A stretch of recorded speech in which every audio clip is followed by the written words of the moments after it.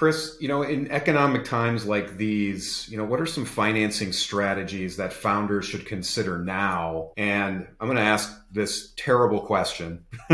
What should they have considered maybe a year ago? Yeah, And then looking at today, what should they maybe be considering a year from now? good question. Yes.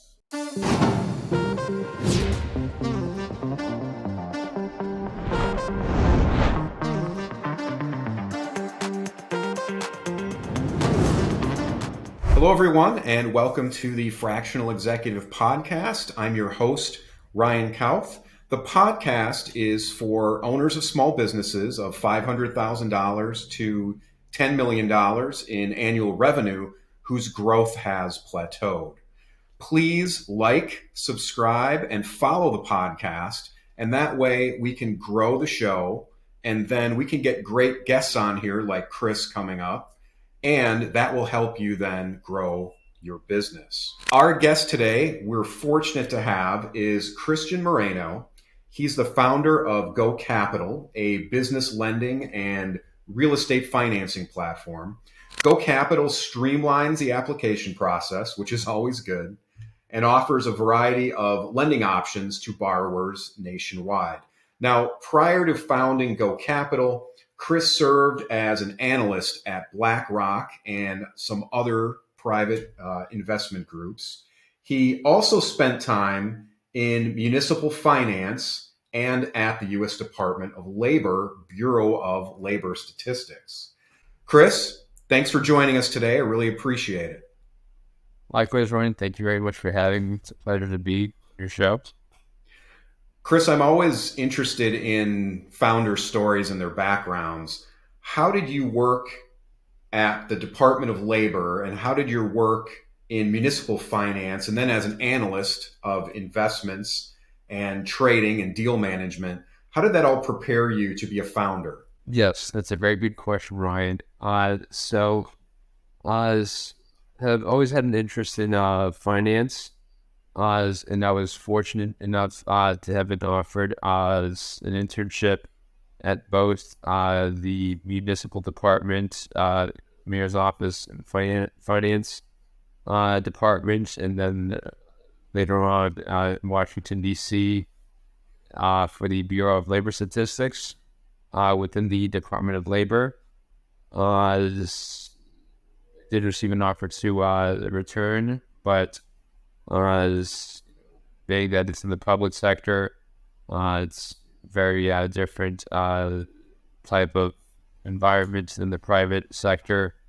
And as I decided, as perhaps the private sector may be better preparation because I do have plans to eventually return again to the public sector. But I figured private, working with private financial institutions would perhaps prepare me better. But how did I transition? Well, after interviewing with different firms, in different organizations, and reading about how they operate, BlackRock, which now has grown exponentially, as being the number one asset management firm in the world with not sure how many trillions of assets under management, was fortunate to have worked there. The hours were very strenuous, but at least a short day would be 12 hours, 7:30 to 7:30. But yes, I studied finance at Cornell. Definitely have to get a frame for that. So I was fortunate to have been chosen to work there, and definitely learned a lot. But after a while, I figured, I'm going to be working these many hours, 12, 14, 15 hours a day and weekends. May as well do it for myself. I almost went to law school and went with deposit. But then I decided, it's now or never. So take a chance. And of course, entrepreneur, many people are going to think, oh, why would you do this when you have already this good opportunity, is a good career? But just have to, I didn't want to spend my time thinking, well, what if I would have started? There's always the grass is greener syndrome, but certainly not easy by any means. As any entrepreneurial undertaking, whether it's finance or any line of business or industry type, but it's, in my opinion, well worth it in the end. You get freedom, flexibility, and other than financial as rewards, which that is the idea of starting a business, but should it be the sole motivating factor? Because again, it's not easy. That's the only reason that most people will quit. It's the fact that you're creating something of value for people, and something that's is going to last, whether you're there or not there, and building a legacy, and that's more transcendental than just having in my opinion, it requires sacrifices in every sense, family, friends, personally, health, time, everything. But yes, what led to starting GoKapital? Well, my background in finance, and seeing how it was very difficult, especially after the 2008 subprime mortgage crisis, for banks to obtain financing. And then we had COVID, which was another factor. Now we have inflation, rates keep going up. I think Jerome Powell was set to announce an additional increase as quarter basis points again. So it's unfortunate for the U.S. economy, but the fact that we're private lenders allows us to help clients to take financing when banks are declining most candidates. But yeah, long story short, my background, my family's also been entrepreneurial, and just part of its DNA. And second, it just thought, well, now or never. And glad I took made the decision. Definitely, there have been ups and downs. I'm sure that's the case for many business owners, but always just have to be flexible, adapt to market conditions, and find a solution. Chris, you help a lot of founders in their ups and downs. In fact, when they get approved for financing through you, that's probably counted for them as an up. And as you've helped numerous founders, now yourself, at GoKapital, what still surprises you about what founders typically do not know about finance and financing their growth? Well, that's a very good point. We're very often surprised that when we're looking at the financials of well-established businesses, at the level of revenue that they're generating, but once we see their financials, is how they're not very profitable, or how they're poorly managing their cash flow. For example, you'll easily see $5 million a month just in gross revenue, but you'll still see overdrafts, negative balances in their statements, when you would think, well, it's $5 million a month. I mean, the likelihood of that happening, it's minimal, but it happens. It still happens. Of course, some report laws to minimize paying taxes, which at the end of the day, if they're looking to obtain bank financing, it's like a double-edged sword. I never really understood the expression, but you can't have your cake and eat it too. You can't underreport, as taxes or write things off, show that you're losing money, and expect the bank to say, yes, of course, we'll offer you very low rates when you're not profitable. But that is one aspect as business owners that have solid businesses, yet financially they're not prepared as to apply or not in an ideal position. They're not aware of the correlation between having a good credit score, showing profitability, as assets, because as ironic as it sounds, it's best to obtain financing when you're in a good position rather than when you need it. Because if your revenue has decreased significantly, that's when you're in the worst position to apply, rather than when you're in a more stable position. Clients will often say, "Oh, but if I had stable income, I wouldn't be applying for a loan." But at the same time, last of all, would you look to a business that's currently struggling? So it's oftentimes educated, and we take a much more consultative approach when it comes to working with customers. So we'll explain to them all this perhaps isn't the best time, or if you're looking for a lower product, these are the steps you have to take, and then a month from now we can certainly revisit or perhaps lower your utilization on your credit cards, pay down some debt, or ensure that for at least the subsequent months, no overdrafts, and then we can revisit. Because again, it all comes down to numbers. Thanks, Chris. Again, those are some really good points for founders and for us to grow the podcast. If you could subscribe, and follow. And again, we want this to be interactive. Drop your comments below. If anything Chris just said, reverberated with you, we would love to know about it. And perhaps Chris or I could help you with that. That way you can grow your business, we can grow the show and get great guests on here like Chris. Chris, in economic times like these, what are some financing strategies that founders should consider now? And I'm going to ask this terrible question. What should they have considered maybe a year ago? And then looking at today, what should they maybe be considering a year from now?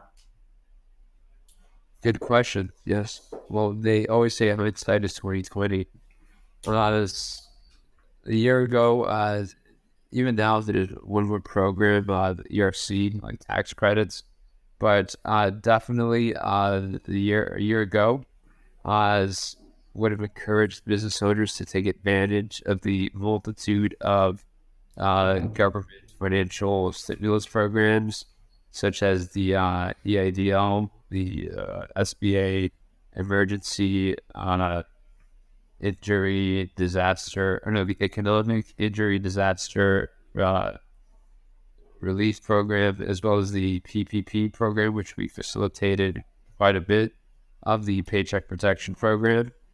There were 3 different rounds. Each one was becoming more difficult or scrutinizing more than the previous ones due to fraud that took place for the first round. But yes, a year ago definitely would have encouraged business owners to apply, because at least in the case of the PPP loans, if the funds were used as intended, they were not only was it 1% interest, but if used as intended, it was forgivable. Meaning it was pretty or capital essentially. The EIDL loans is also very low interest rates, very generous terms, all with the idea of helping small businesses. Unfortunately, some cases took months to obtain a decision, and there were many changes in Congress that would happen arbitrarily. There was a lot of misinformation. So unfortunately, some businesses just were unable to wait and had to shut down. Unfortunately, but yes, would have encouraged business owners to really either not through us and through other companies or nonprofit organizations to take advantage of these programs, because that's what they were for. There is one right now that's based on employees, W-2 employees. It's called the ERC program. Definitely would encourage to look into that as well. I believe it's $25,000 per employee. That it's essentially a grant that businesses can receive, and whether it's through us or any institution. Businesses that are eligible can certainly apply at no cost. Now, 12 months down the line, what would we recommend? So interest rates are increasing, as we know, but as economics, there are peaks and troughs. What goes up must come down, and vice versa. So with rates coming up, of course, the real estate market now is not as active as it was when interest rates were very low. But if businesses definitely need of working capital, I wouldn't let the high interest rates necessarily be a barrier to obtaining financing, because there's always the option of refinancing as a year, 2 years from now, once rates do decrease. So as my recommendation would be, take financing. There's certainly less demand as far as in terms of real estate investment. There's a surplus of inventory now with less buyers, so there's maybe more room for negotiation. As perhaps an owner that's leasing their current location may be in a better position to buy, given that rates are higher, market demand is not where it was previously, and refinance a year or two from now once rates are low again. Chris, thanks. Kind of going back to your, yourself as a founder, what has been a challenge for you personally as a founder of a growing business, and how did you overcome that challenge? That's a good question. That is that would be a long conversation. But definitely one factor that's unexpected, with already all of the facets of running a business that one has to manage, came up to legal, marketing, sales, etc. There's a big difference between working capital and human capital. So finding the right people, managing the right people, and yes, everyone has their own this situation or their own modus operandi. So we I use the phrase often. A players, we look for A players. Always say take care of the company will take care of you. Yeah, everyone here can attest to that. But finding the right people that really are committed to the company, that have the same goal or the same vision and are aligned with the company's mission, and always say take care of the team. The team will take care of the company, because everyone has their own personal situation, but that's exactly where it is, personal. And although company will assist when it's merited, as people are irrational. To notice over the past 2013, one would think, all right, there's already enough to have to deal with and manage the operations of the business. But things present themselves as so just being able to filter and my personal philosophy. I think Steve Jobs, if I'm not mistaken, said this: hire slow, fire fast. So when we're recruiting talent, we have questionnaires, and we always want them to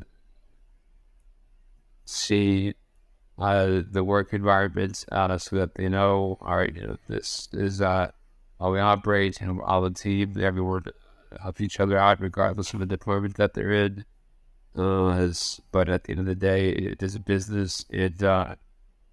Although we are here to assist other businesses, we're a business. There are policies. It's a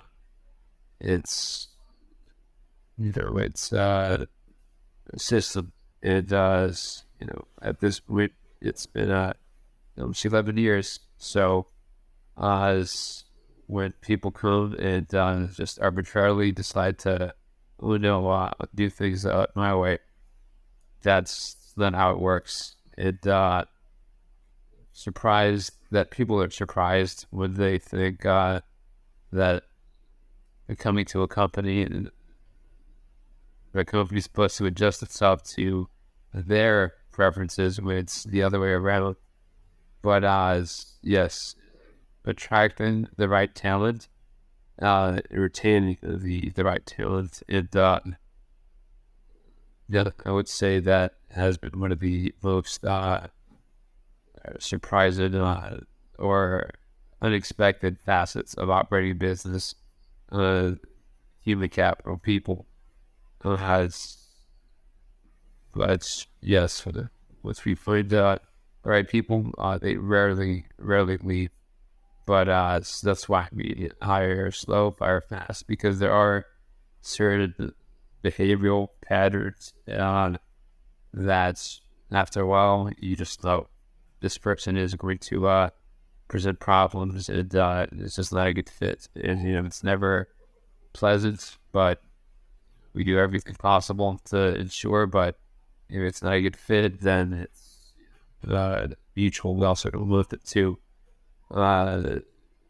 generate the income that at the end of the day, we want it to be in a pleasant environment, generate income, and everyone to work as a team.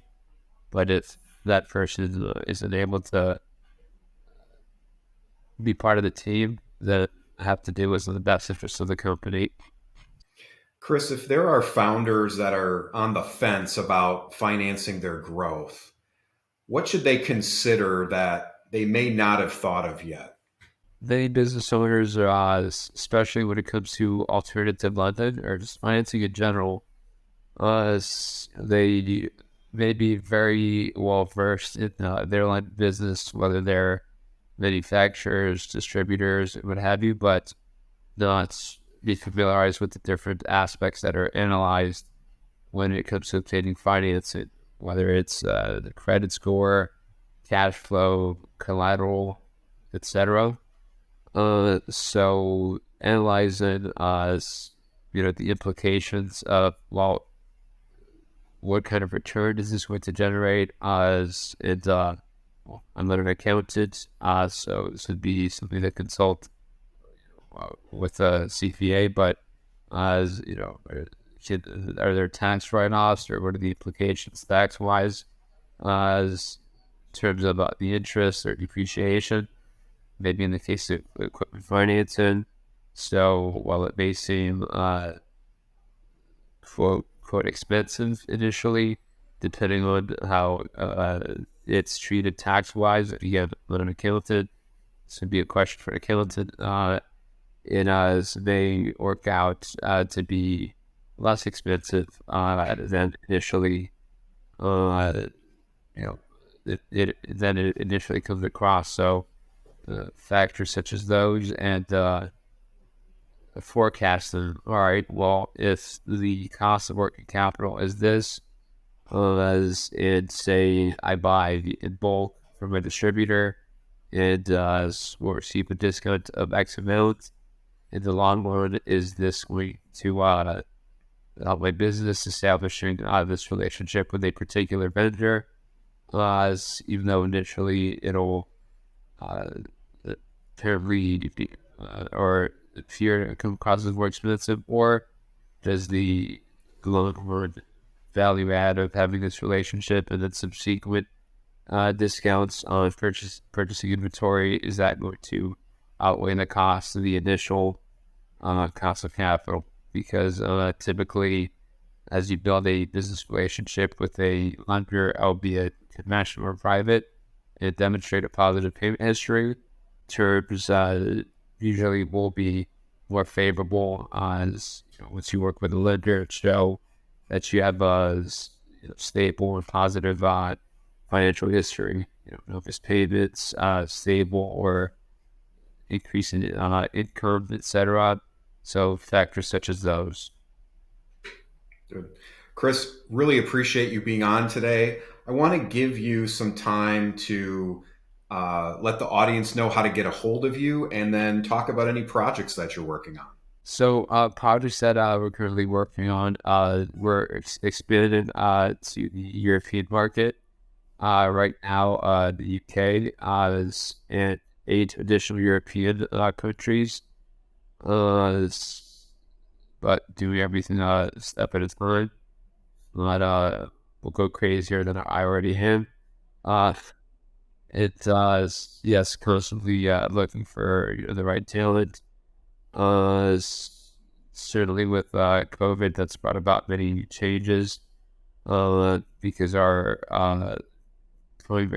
headquarters, it's the idea when starting GoKapital was to essentially have the Apple Store of alternative lending. So, like office environment where people can walk in and speak with someone about private loans that they may not be aware of. So yes, we would receive walk-ins on a daily basis. If one were to check on Google Street View, but COVID changed that, so we shifted our focus to technology. Because